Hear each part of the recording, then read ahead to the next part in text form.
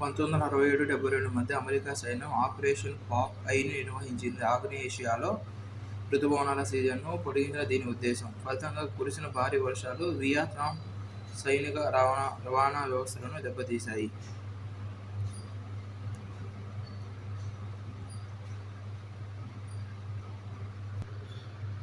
1911లో Wilson పూర్తిస్థాయి cloud చాంబర్ను రూపొందించారు. ఇతను స్కాట్లాండ్ శాస్త్రవేత్త.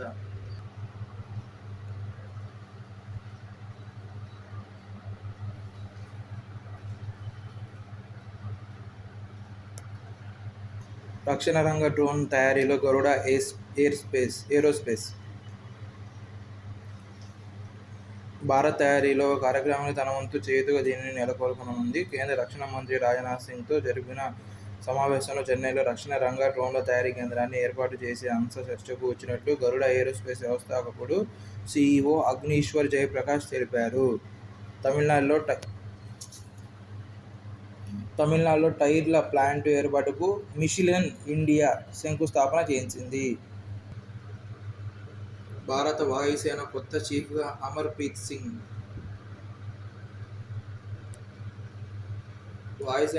ప్రస్తుత వాయుసేనాధిపతి మార్షల్ వివేక్ రామ్ చౌదరి పదవీకాలం సెప్టెంబర్ 30న ముగియనుంది.